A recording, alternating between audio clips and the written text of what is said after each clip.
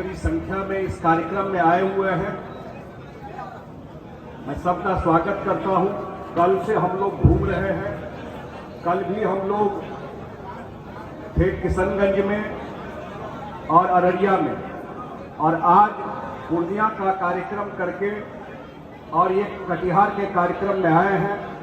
हम लोगों का आने का सबसे बड़ा उद्देश्य जो 15 तारीख को 15 सितंबर को सीसाबाड़ी गुलाब बाग एसएसबी कैंप में आदरणीय प्रधानमंत्री जी आ रहे हैं और हम लोगों के नेता नीतीश कुमार जी आ रहे हैं। उस कार्यक्रम में हम लोग निमंत्रण देने के लिए सब जगह घूम रहे हैं। आज जितने एनडीए के पांचों पार्टी के नेता हैं वो सब लोग अपने अपने तरीके से हर एक जगह जा करके इस कार्यक्रम में लोग बड़ी संख्या में आए, इसके लिए अपील कर रहे हैं। मुझे लगता है विधानसभा चुनाव का अब 50-60 दिन रह गया। नवंबर पहले सप्ताह के समय चुनाव कभी भी हो सकता है। अक्टूबर में चुनाव का घोषणा हो जाएगा, तो मतलब अब 1 महीना से भी कम है चुनाव के घोषणा में, और 1 महीना में चुनाव हो जाएगा। मतलब टोटल 60 दिन में सारा बिहार का भविष्य तय हो जाएगा, जो आगे बिहार किस तरह पटरी पे चलेगा। मैं हमेशा कहता हूं लोगों को कि 2025 का चुनाव क्यों महत्वपूर्ण है। 2025 का चुनाव इसलिए महत्वपूर्ण है, ये इसलिए नहीं महत्वपूर्ण है कि 5 साल किसकी सरकार बनेगी। ये 5 साल तय करेगा, 2025 का चुनाव तय करेगा कि अगले 25 साल तक बिहार कहां जाके खड़ा होगा। हम लोगों के नेता नीतीश कुमार जी 20 साल से काम कर रहे हैं। बिहार के सबसे लंबे काल के मुख्यमंत्री रहे, और आज भी हम लोग सर्वे कराते हैं, आज भी लोगों के बीच जाते हैं, तो लोग कहता है 2 मामले में, एक 20 साल से जो बिहार का मुख्यमंत्री हो, ऐसा ईमानदार नेता, ऐसा ईमानदार मुख्यमंत्री देश में शायद ही कोई होगा कि 20 साल के राजनीति में इस पर एक इतना बड़ा छींटा भी नहीं हो। और काम करने की क्षमता, 20 साल से न उनका परिवार न कुछ, अगर उन्होंने एक काम किया कि बिहार के लोगों की 20 साल से सेवा की। आप सब जानते हैं, खास करके जो युवा है, जो 18 साल के हैं, जो 20 साल के हैं, जो पहली बार वोट देंगे, शायद उनको ध्यान नहीं होगा, लेकिन ये याद रखना जरूरी है कि नीतीश कुमार जी को कैसा बिहार मिला था। ये कोई महाराष्ट्र के मुख्यमंत्री नहीं बने थे और दिल्ली के मुख्यमंत्री बने थे। जब इनको बिहार मिला था तो पूरा देश दुनिया में लोग माना हुआ था कि इस बिहार का कुछ नहीं हो सकता है। बिहारी मतलब गाली था, बिहारी मतलब कि आप सर झुका करके नीचे जाइए, अपमान का विषय होता था। उस समय से मुख्यमंत्री नीतीश कुमार जी काम करना शुरू किए इस बिहार में, और उनकी जो क्षमता थी, उनका जो आत्मबल था, 20 साल में बिहार को कहां से कहां बदल दिए। मैं कल मधुबनी से आया, किशनगंज गया था मधुबनी से। मैं कभी पहली बार इस तरह मैं रोड से आया था। मैं कभी सपने में नहीं सोचा कि अपने गांव से निकल करके 3.25 घंटा में झंझारपुर से मैं किशनगंज पहुंच जाऊंगा। ये देन है एनडीए सरकार का। ये काम किया है हमारे नेता नीतीश कुमार जी ने। आप सब जानते हैं, प्रधानमंत्री जी आ रहे हैं पूर्णिया में, नीतीश कुमार जी रहेंगे। 3 जो सबसे महत्वपूर्ण काम है जिसकी मैं जरूर चर्चा करूंगा, एक कोसी मेची लिंक। कोसी मेची लिंक क्या है? आप सब पार्टी के साथी हैं, एनडीए के कार्यकर्ता हैं। ये भारत सरकार में सैंक्शन हो गया, बिहार सरकार से प्रपोजल चला गया, हजारों करोड़ का। हमको जहां तक ध्यान आता है ये 5-6 हजार या 7 हजार करोड़ का प्रोजेक्ट है। एग्जैक्ट हमको फिगर याद नहीं है, लेकिन 6,000 से 7,000 करोड़ का प्रोजेक्ट है ये। और कोसी मेची लिंक पूर्णिया, कटिहार, अररिया और किशनगंज, इस चारों जिला में जो बाढ़ की समस्या का निदान होगा और 2 लाख हेक्टेयर से ज्यादा सिंचाई की सुविधा क्रिएट होगी, पूरा ये कोसी मेची लिंक से। पास हो गया केंद्रीय कैबिनेट से, टेंडर हो गया है और 15 तारीख से पहले वो टेंडर फाइनल हो जाएगा। अब 15 तारीख को प्रधानमंत्री और मुख्यमंत्री उस काम का शुरुआत करेंगे और अगले 2 साल में पूरा ये जो सीमांचल का एरिया है उसका एक एक इंच। और आप सब जानते हैं कि नीतीश कुमार अगर कोई वादा करते हैं तो पूरा करते हैं कि नहीं करते हैं। 20 साल का उनका ट्रैक रिकॉर्ड है, 20 साल का ट्रैक रिकॉर्ड है। आज तक जो वादा किया वो वादा पूरा किया। ये पूरा एरिया में सिंचाई का सुविधा हो जाए। दूसरा काम, पूर्णिया एयरपोर्ट। पूर्णिया में एयरपोर्ट शुरू हो जाएगा। वो सिर्फ पूर्णिया का एयरपोर्ट नहीं होगा। अभी हम लोग पूर्णिया से चले तो आधा घंटा में कटिहार पहुंच गए। दरभंगा का एयरपोर्ट है तो दरभंगा, समस्तीपुर, मधुबनी, सुपौल, सीतामढ़ी, शिवहर और नेपाल, सारे उस बेल्ट के लोग दरभंगा एयरपोर्ट पे आते हैं। उसी तरह पूर्णिया एयरपोर्ट इस सारे एरिया का जो पैसेंजर है और नेपाल तक का, उन सब के लिए से सुविधा होगी। और पूर्णिया एयरपोर्ट पटना से बड़ा एयरपोर्ट है, ध्यान रखिएगा।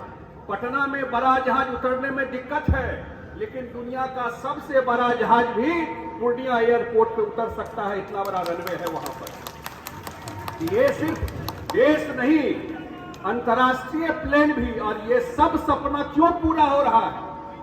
क्योंकि डबल इंजन की सरकार है।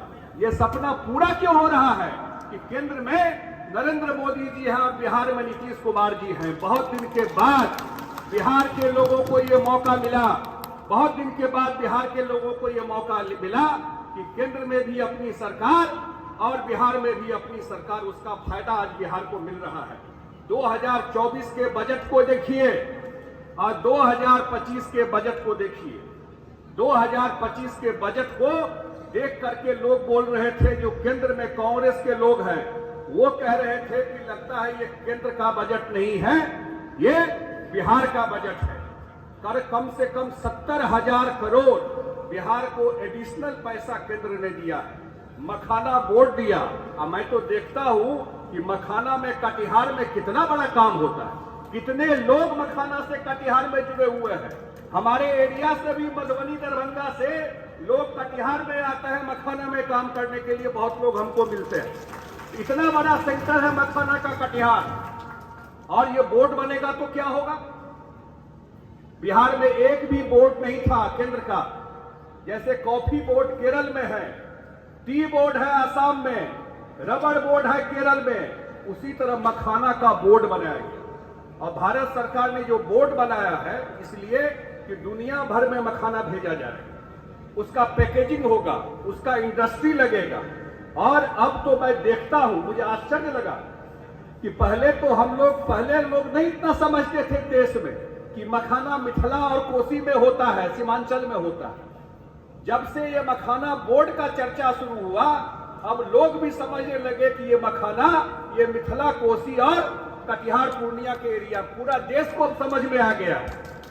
और मैं देखता हूं, मैं अपने एरिया में देखता हूं, पहले मैं देखता था कि मखाना की खेती होती थी तालाब में, उसी में न होती थी। अब मैं देख रहा हूं कि खेत में भी लोग 4 फीट 5 फीट पानी डाल करके मखाना का खेती शुरू कर दी है। मतलब उसमें आमदनी का स्कोप बढ़ गया है। भविष्य में इसको बोलते हैं सुपर फूड। दुनिया के हर एक जगह मखाना मिलना शुरू हो गया। अगला भविष्य याद रखिएगा, बोल के जा रहा हूं, अगला जो भविष्य है उसमें मखाना इसी पूर्णिया एयरपोर्ट से प्लेन में, कार्गो प्लेन में भर करके यहीं से ये इंग्लैंड, अमेरिका जाएगा। याद रखिएगा, याद रखिएगा। ये सारा काम इस बिहार में होने वाला है। और मुख्यमंत्री जी ने क्या कहा? मुख्यमंत्री जी ने कहा है कि 1 करोड़ लोगों को, पहले उन्होंने कहा था 10 लाख लोगों को नौकरी और 10 लाख लोगों को रोजगार देंगे। और आप सब जानते हैं कि अब 12 लाख लोगों को नौकरी और 38 लाख लोगों को रोजगार दिया। और जो टीचर की बहाली भी हुई, बीपीएससी से बहाली हुई, कोई ये नहीं कह सकता है कि जैसे आप देखे हैं ना भाई, जो मौका मिला नौकरी देने का तो लोग जमीन लिखवाते थे। कोई टीचर कह सकता है बीपीएससी के बहाली में कहीं कोई गड़बड़ी हुई? इतने स्केल पर नीतीश कुमार जी ने बहाली किया, और अब मुख्यमंत्री जी ने कहा है कि अगले 5 साल जो मौका दीजिएगा तो 1 करोड़ युवाओं को नौकरी और रोजगार देंगे। 1 करोड़ युवाओं को नौकरी और रोजगार देंगे। और इसके लिए हर एक जिला में, खास करके सीमांचल में जमीन एक्वायर किया जा रहा है। आप अखबार में देखे होंगे, प्रगति यात्रा में मुख्यमंत्री जी आए थे। जमीन एक्वायर किया जा रहा है क्योंकि उद्योग लगेगा। रोड नीतीश कुमार बना दिए, बिजली ठीक कर दिए, कानून व्यवस्था ठीक कर दिए। एक काम जो थोड़ा कमी था वो था उद्योग और रोजगार का। आज कटिहार के इस धरती से बोल के जा रहा हूं कि अगले 5 साल में बिहार में उद्योग का ऐसा जाल बिछेगा जो महाराष्ट्र गुजरात के बराबर उद्योग के मामले में बिहार जाकर के खड़ा होगा। इतना काम इसमें होने वाला है। मैं तो एक ही आग्रह करने के लिए आया, और बहुत सारा काम, बहुत सारे लोग बैठे हुए हैं। मुख्यमंत्री जी की सरकार बनी तो वृद्धावस्था पेंशन 200 रुपया मिलता था, 200 मिलता था। नीतीश कुमार जी ही 200 से 400 किए, और अब मुख्यमंत्री जी 400 से कितना कर दिए? 1100 रुपया कर दिए। अकाउंट में मिला कि नहीं मिला है बताइए, हाथ उठा के बताइए। 1100 रुपया आया कि नहीं आया अकाउंट में? 1100 रुपया अकाउंट में आया। अब परिवार में अगर बुजुर्ग माताजी और पिताजी दोनों है तो 2200 रुपया गया अकाउंट में, सीधा 2200 रुपया गया। बिजली 125 यूनिट मुफ्त कर दी है। ऐसा बिजली नहीं कि लालटेन वाला बिजली है, वो ऐसा बिजली दिया है जो 20-22 घंटा 24 घंटा बिजली रहता है। और अंतिम चीज, मां बहन बैठी हुई है।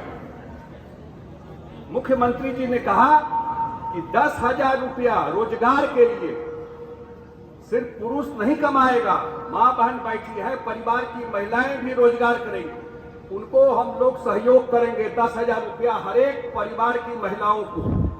और अगर उनका काम प्रोजेक्ट और बढ़ेगा तो 2 लाख तक और हम लोग सहयोग करेंगे उनसे काम। अब आप बताइए, अगर 2 करोड़ 70 लाख महिलाओं को अगर ये 10,000 रुपया हो गया तो जोड़िए कितना हुआ? जोड़िए 27,000 करोड़ रुपया। 27,000 करोड़ रुपया बिहार सरकार माताओं के अकाउंट में आने वाले समय में, एक तो मेजर पैसा तो सितंबर में ही आ जाएगा, वो बिहार सरकार भेजने वाली है।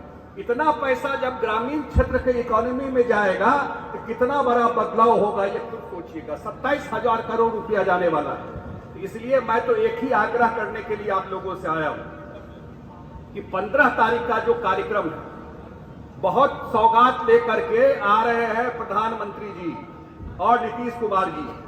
जो कार्यक्रम होने वाला है, कहीं न कहीं सरकार जो दिल्ली में बनी 2024 में, सीमांचल में हम लोग चूक गए, गड़बड़ा गया हिसाब, कहीं न कहीं कमी रह गई। ये विधानसभा एक मौका है जो पिछला हिसाब भी इस 2025 में बराबर कर देना है, एनडीए के झोली में दे देना है। तो मैं तो एक ही आग्रह निवेदन करने के लिए आया हूं कि 15 तारीख का जो प्रधानमंत्री जी का कार्यक्रम है, ये शायद चुनाव के घोषणा से पहले शायद अंतिम कार्यक्रम होगा। और ये अंतिम कार्यक्रम है। हमारे यहाँ कार्यक्रम हुआ था मधुबनी में, बड़ा विशाल कार्यक्रम हुआ था। हम लोग मानते हैं कि ये मधुबनी को भी, पूर्णिया का कार्यक्रम मधुबनी से भी बड़ा कार्यक्रम हो, ऐसे सब लोगों को तैयारी करना चाहिए। और मेरे आज 12 तारीख हो गया, 11 हो गया, 11 तारीख हो गया, 12 हो गया, 12 तारीख हो गया, तो 2 दिन बचा हुआ है। तो ऐसा तैयारी के साथ आना है कि पूरा मैसेज देश भर में चला जाए कि बिहार के लोग जो आने वाला चुनाव है उसमें अपना मन बुना चुके हैं। उस रैली को सिर्फ बिहार नहीं, देश भर के लोग देखेंगे। तो यही निवेदन आग्रह करते हुए कटिहार के अपने एनडीए के साथियों को कि पूरी तैयारी के साथ उस कार्यक्रम में आइए और प्रधानमंत्री जी नरेंद्र मोदी जी और नीतीश कुमार जी की बातों को सुनिए। यही आग्रह निवेदन करते हुए मैं अपनी बात को यही समाप्त करता हूं। बहुत बहुत धन्यवाद।